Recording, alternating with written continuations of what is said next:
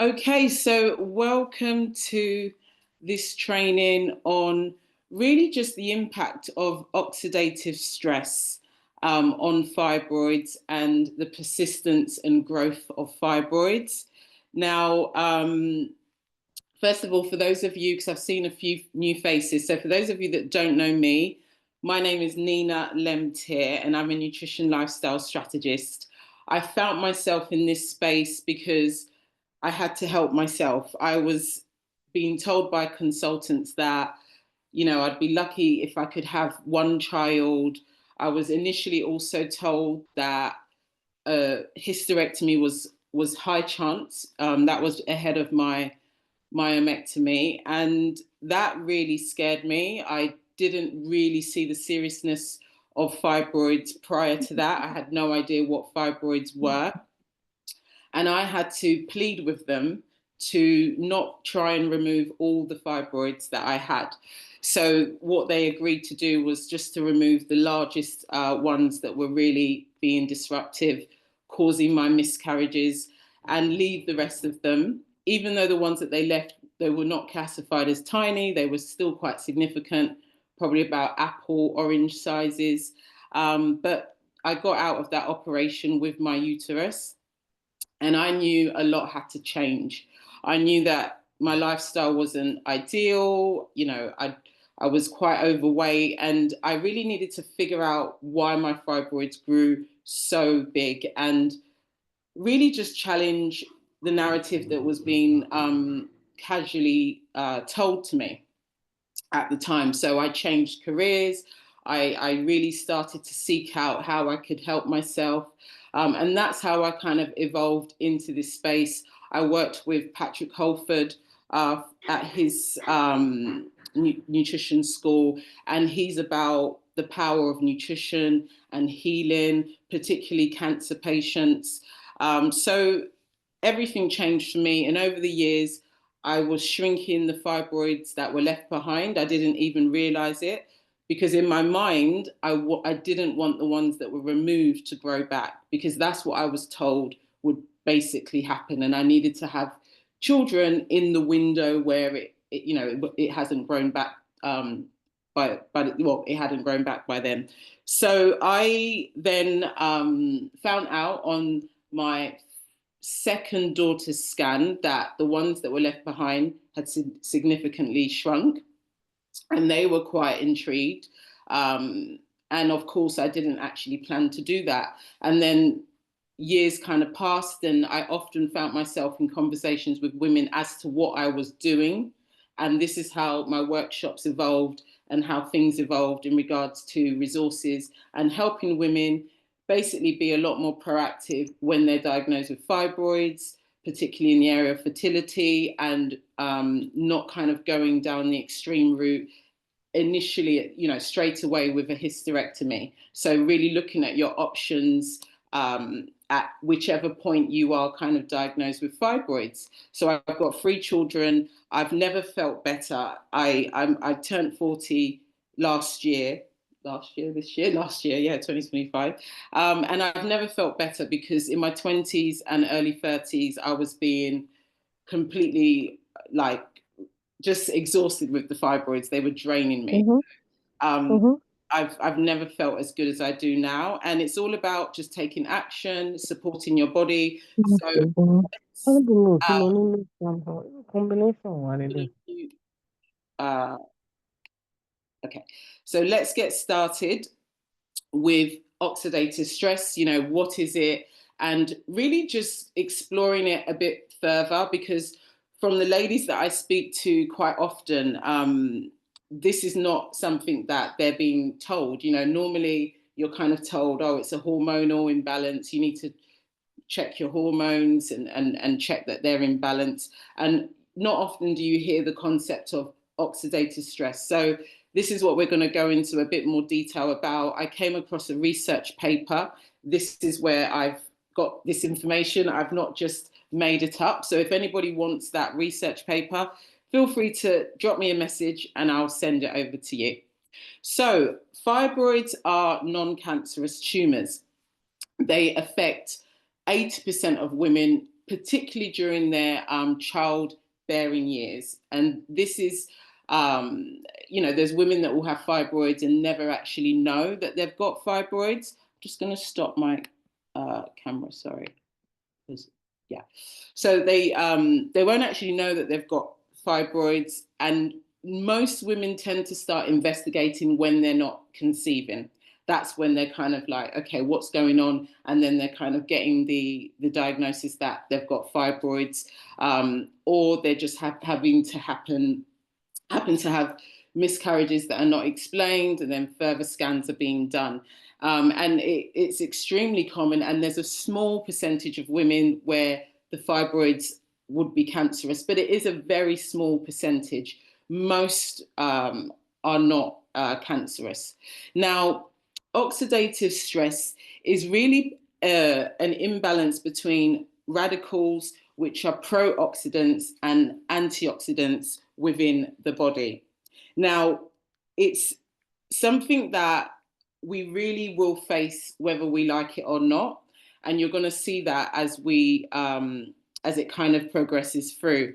Now, just to quickly touch on the possible treatments of fibroids, because maybe you're not aware that there has been advancements in the last few years in regards to less invasive options. So traditionally, a myomectomy is what would be offered to women that want to preserve their fertility, but are having, they need to remove the fibroids.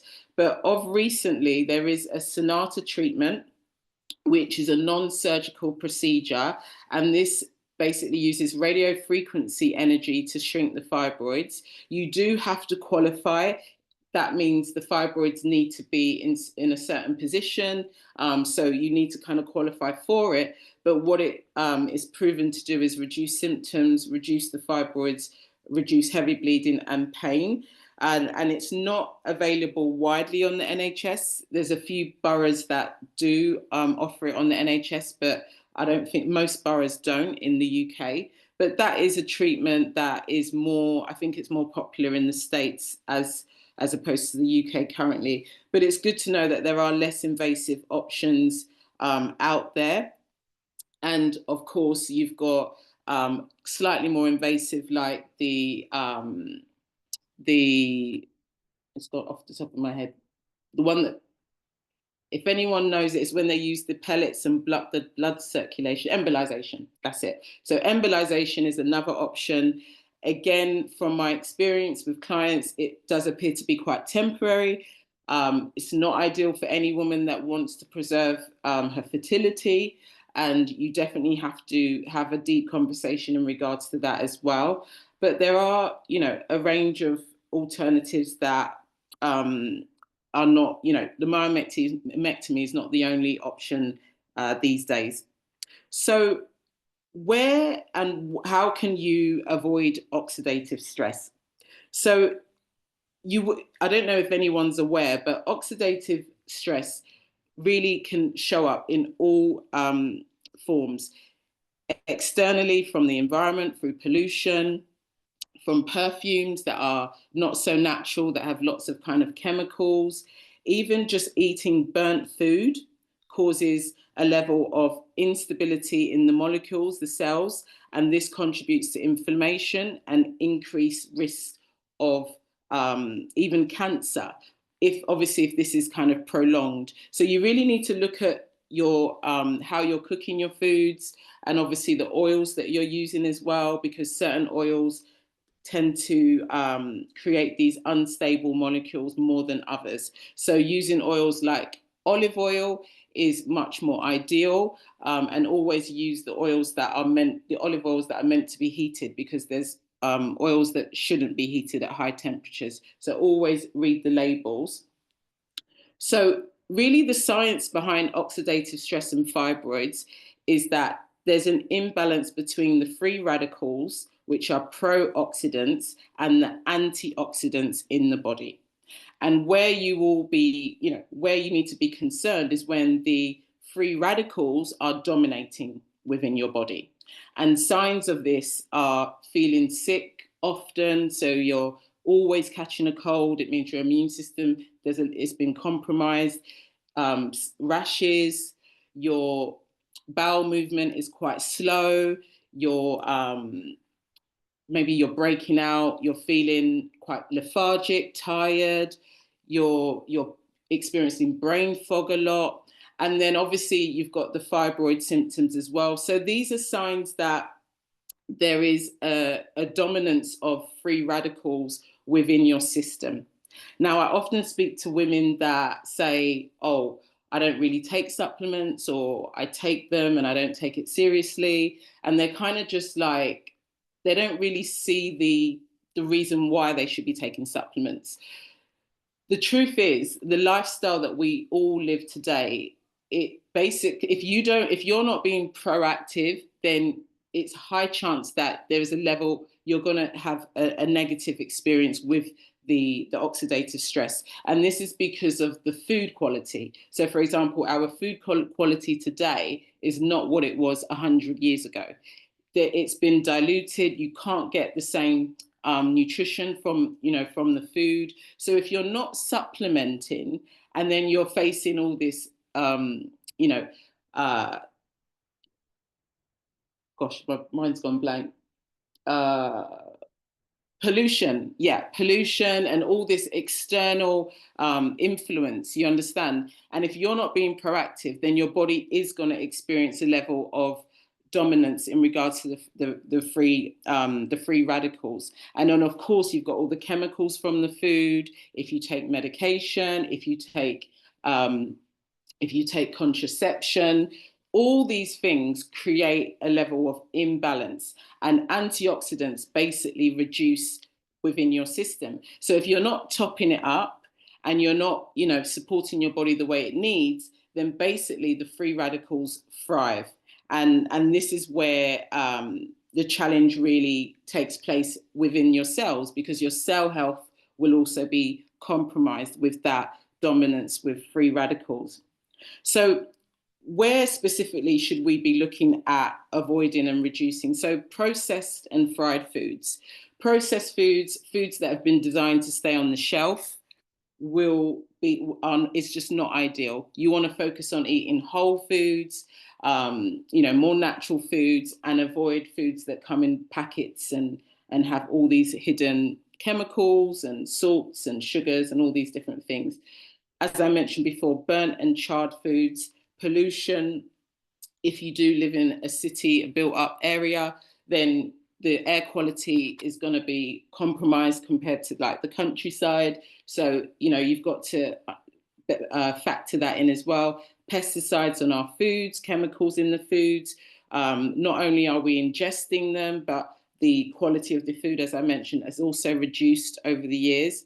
Household cleaning products, radiation from the sun. So using a protector is not just for our white counterparts. I often speak with people all the time that are surprised that I use sunscreen, because they just don't think they need to use sunscreen. And obviously I'm referring to Black people. So, we need to protect our skin from the sun. It doesn't matter what color you are. Smoking, secondhand smoke, stress and lack of sleep, alcohol, excessive caffeine, and personal care products, makeup. So you really just have to assess quite a wide spectrum of areas. It's not just one route in regards to how your system will be influenced. Now, free radicals damage the DNA. This is a cell, mutation essentially, and this is proven to trigger fibroid growth.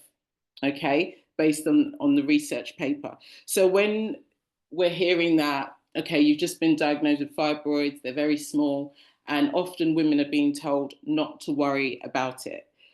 For me, this is crazy, because when we look at the research, when we look at what is contributing to their persistence and the speed of growth, even if we just isolate that, there is a lot that you can do in regards to your lifestyle, your diet, to at least stop them from growing. And of course, with consistency and determination, get them shrinking. It's possible, and there is research to support this.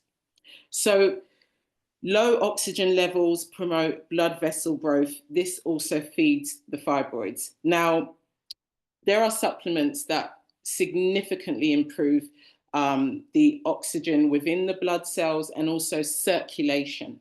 So you need to think about movement. You know, how does your typical day look like? Are you moving enough?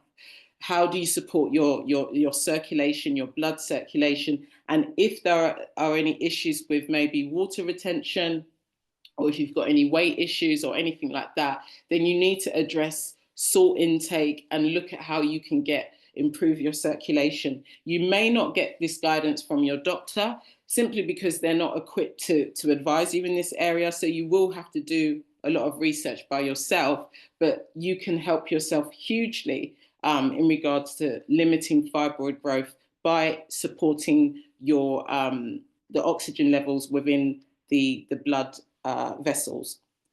Now, autophagy, which is a dysregulation, this is basically impaired cellular cleanup. This also leads to abnormal cell growth. So your body's inability to clean itself, essentially. So you've got all these free radicals kind of dominating. There's a lack of vitamins, minerals that are essential daily if you're not supplementing the right way or with the right supplements, or maybe you're not eating a good range of food. So there's so much lacking. So this dysregulation steps in because the body is basically now incapable of cleaning up the cells, and this leads to the abnormal cell growth. So this is another key area to the fibroid growth. Now, ROS, which is reactive oxygen species, it's basically unstable molecules that damage the cells. Now, there are three key areas that you're going to be impacted, which is the natural body process, which is how efficient your metabolism is, inflammation levels, and your immune responses. And then you've got environmental exposure through, as I said, pollution, UV radiation, smoking, chemicals, alcohol. And then an unhealthy kind of lifestyle if you're eating predominantly fast food, processed foods, you've got high stress levels, and you're lacking sleep. So all of those are the main areas that contribute to this ROS, the reactive oxygen species. Now, overproduction of the ROS damages cells and the tissue. It fuels hormonal imbalances like estrogen dominance, which is linked to fibroid growth, and also inflammation. Now, this is not going to be an overnight thing. This is gradual, it spans kind of years, and that's why it's important to give your body time when you are making adjustments. Give your body time to adjust, and just keep a journal of your symptoms. If anything gets worse, if anything gets better, but just give your body time, because you do need to not expect kind of quick turnarounds in regards to how you might be feeling. So just know that this does take time to build up in your system. Now, reducing antioxidant enzymes is another effect from the free radicals. And the markers that you can test for is glutathione, superiodox, and dismutase. So those are enzymes that, if they're very low, then this is another marker that will tell you that you've got a dominance of free radicals within your system and you've got high levels of ROS. So what's the solution? What can you do daily to support this, to reduce and the free radicals and support, you know, that balance? You can eat more anti-inflammatory foods, you know, your key berries, leafy greens, nuts, unsalted nuts, seeds. Drink green tea. If you want, you can take it as a supplement as well, but definitely be careful because there is caffeine in green tea. And if you're sensitive to caffeine, you know, you don't want to be supplementing. You might just want to stick to the tea bags. Take supplements like vitamin C, vitamin E, and coenzyme Q10. And these are key for the cells, and it's rich in antioxidants. And there's other supplement combinations that are really strategic based on your lifestyle, based on your work, your working patterns, your schedules. Because the reality is, if you're having one meal a day because you don't have time to eat, or you've just got to think about, okay, how's your body running for the rest of the other time? So get guidance on how to support your energy levels and support the chemical reactions that really do require support through your diet and obviously what you're ingesting. You can make lifestyle changes, improve, as I said, circulation, regularly move, exercise, go to the gym, whatever movement that works for you, just engage in it in a consistent fashion. Yoga, meditation is really powerful. Avoid processed foods, and really just look at ways to heal your body constantly. And healing comes in all different forms. It's about those feel-good hormones, and anything that is stressing you, get advice on how you can manage that stress. Because the reality is, life is always something's gonna happen, whether it's through relationships, work, it's a given, but it's how we manage it. And if you need support, seek that support and guidance, and look at it in a way that you have to have a plan in place. Otherwise, you'll be kind of forced to take action when you get ill or you have to take time off work. So we really just have to look at ways to reduce the oxidative stress with a daily approach, and think about how you can supplement, as I said, to support compromised diets, which is not our fault, it's just our food quality reducing, and look at how you can reduce anything that's going to cause excessive inflammation for no reason. So like if you're still eating red meat and once you eat a meal and you feel lethargic or tired, or even if you feel like you want to sleep, that's actually a sign of inflammation. So you should be eating a meal and you could go for a run. Like, you should feel energized, basically, when you eat. So if you're not feeling energized, it could be what you're eating or the portion sizes. I find small, frequent meals work really well for me. But obviously you need to just look at yourself and what would work better for you. But you should always feel energized after a meal. You should never feel like you want to sleep.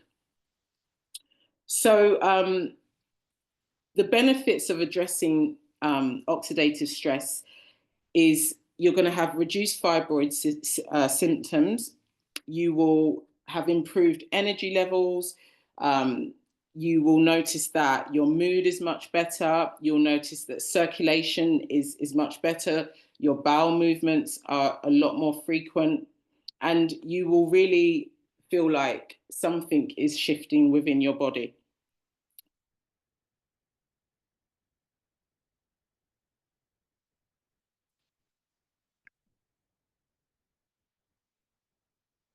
Now, why can't you afford to not be intentional?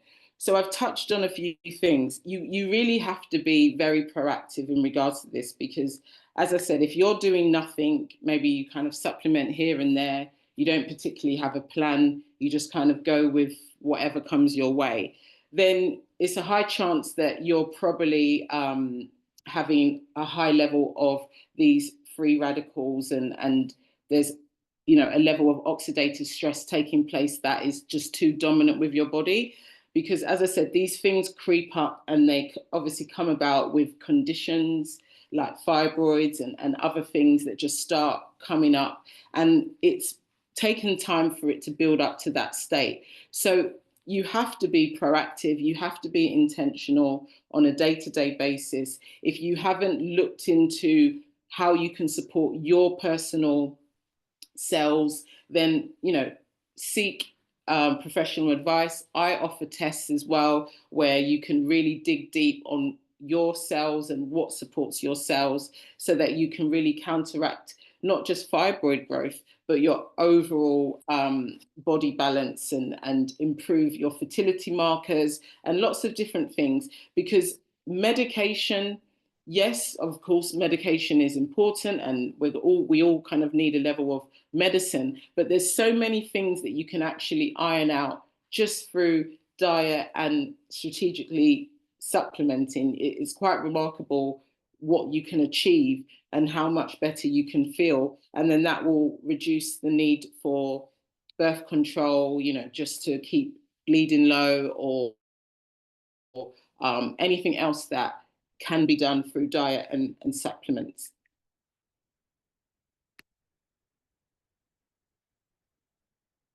So I've got a, a framework that you can kind of follow if you haven't really followed anything or taken any steps.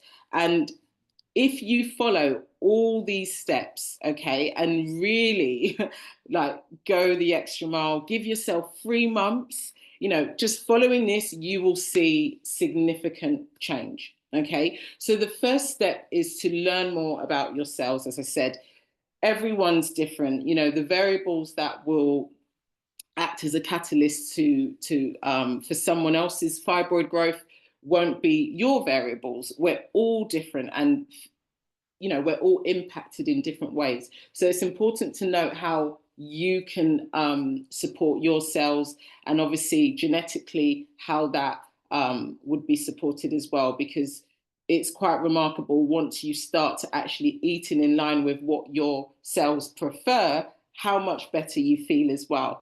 So that's the first step. Then the second step is to follow an anti-inflammatory approach in regards to foods. Now, this might be a bit challenging initially if you are used to having things like just kind of normal bread. You're used to having, I don't know, croissants and donuts and snacking, or having coffee is like, oh, I'm just going to have this because I feel a bit tired. So if you're kind of in that area, then you might struggle initially, but just persist with supplements as well, because it will make the transition easier. 2-3 weeks in, you will start to feel better, and you would have seen the relief in regards to your mood as well. Okay, so this is a really key area, and it's probably the hardest area in regards to diet adjustments, but it's very, very key in supporting digestion, again, your cells, and obviously support reducing the dominance of the free radicals. So maintaining a healthy weight is number 3. Now, I'm not saying that you can't be healthy if you're, a larger person. Obviously, statistics prove that, okay, they use the BMI. Now, if you're not in line with kind of your advised BMI, then if you are trying to conceive or anything like that, then it just means that you're not putting your body in the best possible position, because it's about the pressure on your organs, and obviously it's a more of an internal assessment as opposed to how you look. Because I often speak to women that say, oh, I know I'm not overweight, I feel fine, but they tell me that I am overweight. But it's more of an internal, assessment. So try and maintain a healthy weight, even if you're not kind of on your BMI, your advised BMI. If you're a little bit above it, that's fine, but just try and stay within a healthy BMI. Exercising regularly is really key, because this will support your cell health and also circulation. Remember, these are the day-to-day supports that you can do to reduce free radicals. And it's really important to note with exercise as well, is that you need to replenish what is lost, those lost electrolytes and those key amino acids, once you are exercising regularly. So make sure you have a sufficient plan in regards to replenishing that, so that you don't just feel tired because your body is now having to take from other areas to offset what you're doing, and you just end up feeling quite depleted. Exercise should get you feeling more energized, not depleted. So make sure you have a plan in place as well. And start small. Don't do anything extreme, especially if you're not exercising regularly. Just start with once or twice a week, be consistent with that, and then advance from there. Reducing stress. This needs to be done. I think it's helpful with a third party. So someone that knows you well, but can kind of comment on maybe personal things that might be going on in your life, because we can often minimize things that are quite significant. I'm guilty of that.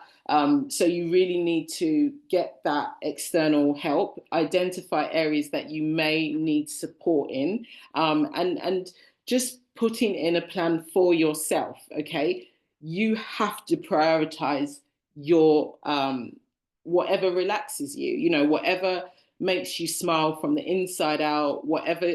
You have to prioritize that time, because if you don't, what you're doing is you're just kind of running on empty, and maybe you're kind of thinking, oh, when I go on holiday, that'll be when I relax. But I don't know who gets to go on holiday once a month. I don't.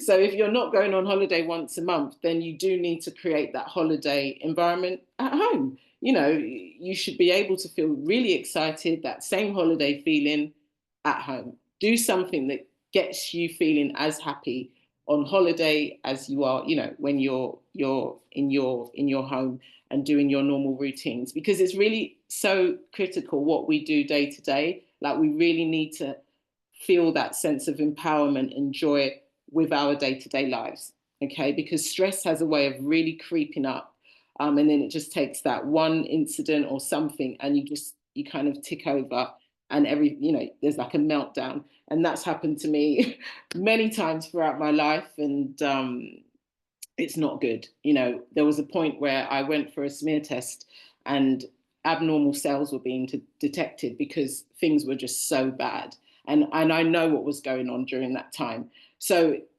honestly, these things, they come in, this emotional kind of tension, it comes into our cells. Essentially, it has a way of showing up in the form of conditions and things. So please look after yourself.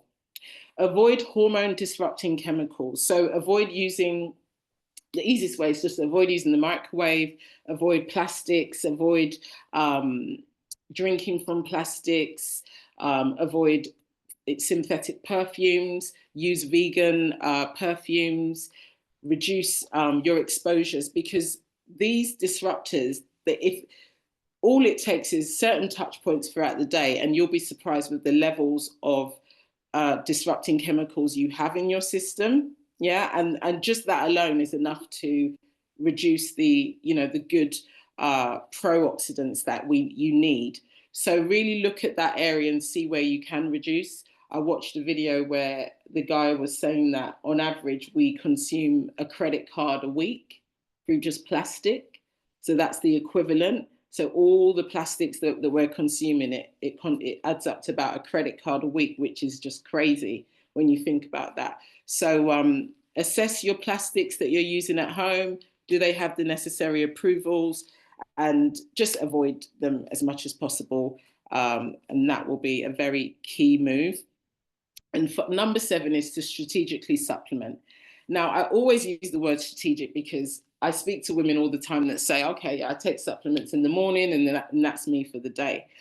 And then, they're the same people that say, and then I have one meal a day, I don't have time to eat, and then I'm snacking, so it's like you have to have a plan that works, and you have to give your body time to adjust. So when you do anything different, know that you need that adjustment period. Be prepared for things to get worse before they get better. That's the healing crisis, and that is different for everyone. Okay. But the main thing is that you have a plan, you have a strategic supplement plan to support you as you're making these adjustments, and you will start to feel better. So I promise you, if you take all these steps, if you follow all these steps, you will reduce the symptoms and over time the fibroid size as well, and you will feel better. Okay, so Thank you for listening. And I'm just going to check if there's any questions.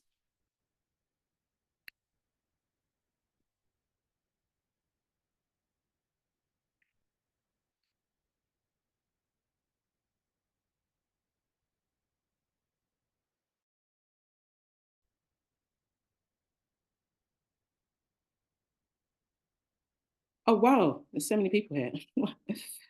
Okay.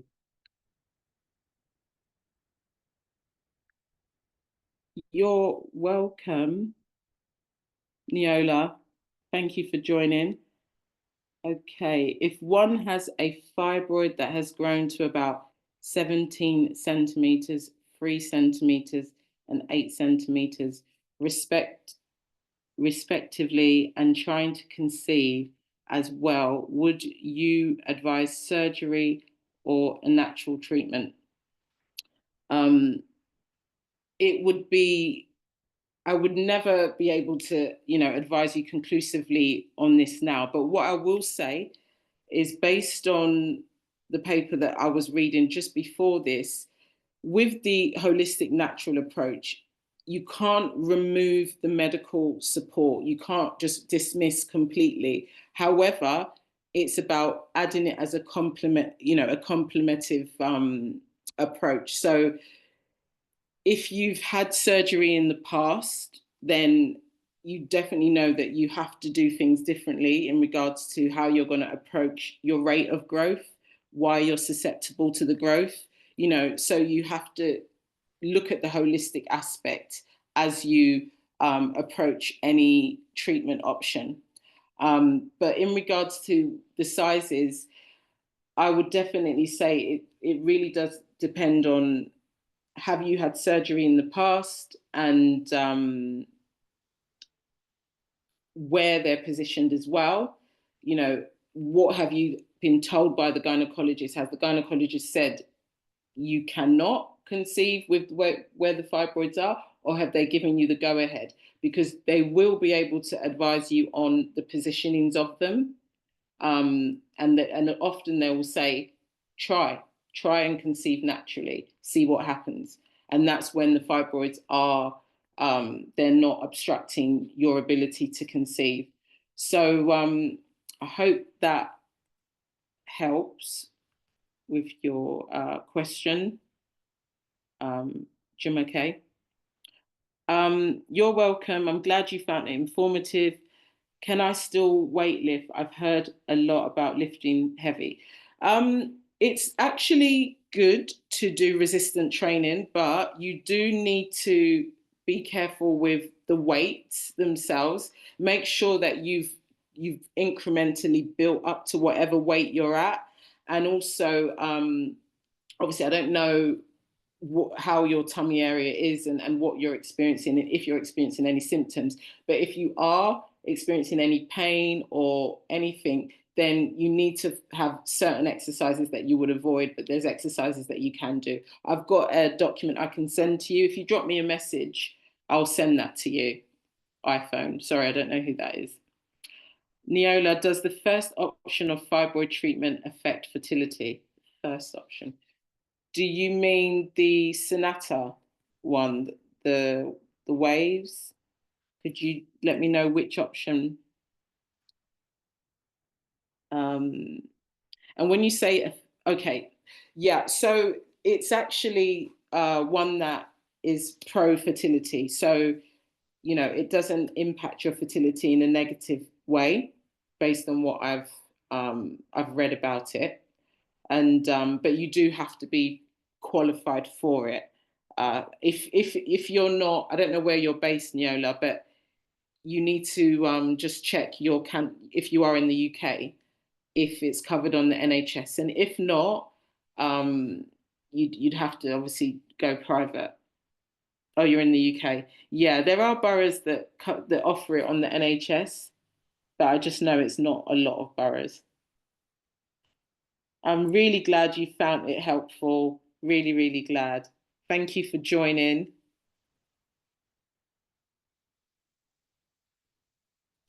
Okay, Jim, okay, I've not had surgery in the past.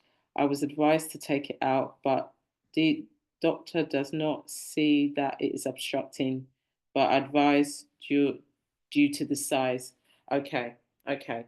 Well, I think, if you've been told it's not obstructing, I've had all my kids with fibroids, but they were obviously getting smaller and smaller.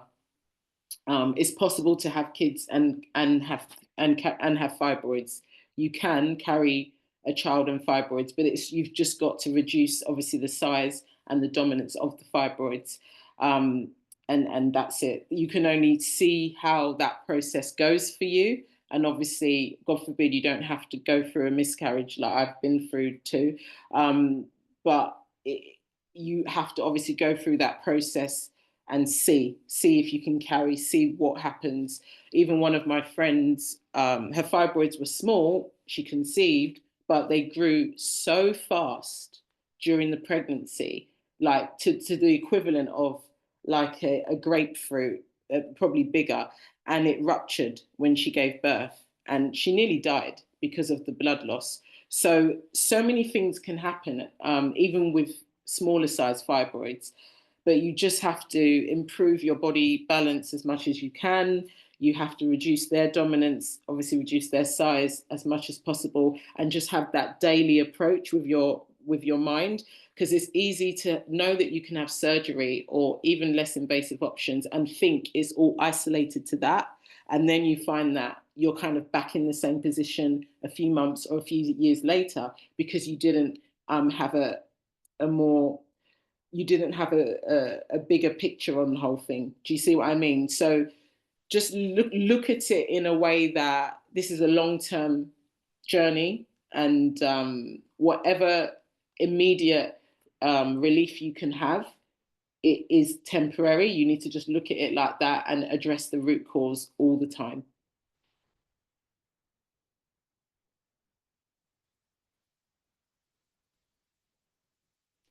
Okay. Oh, you're welcome, Sade. Thanks for joining. Okay, thank you. If there's no more questions, I will end this training. And if anyone wants the research paper I read, just message me. And yeah, as I keep finding stuff, I will make it more kind of consumable because it is quite a long read, and share it with you guys. Thank you for joining. Have a lovely evening and empower yourselves. Share this, I'm going to put it on YouTube. Share it with a lady that you think needs to get more, understanding and be able to support themselves and be more proactive, because we have to do it ourselves. The doctors, the guidelines, they're not in our favor. They're not telling us to do this. And so we have to do it. We have to be proactive and help ourselves. Okay. Have a lovely evening. Bye.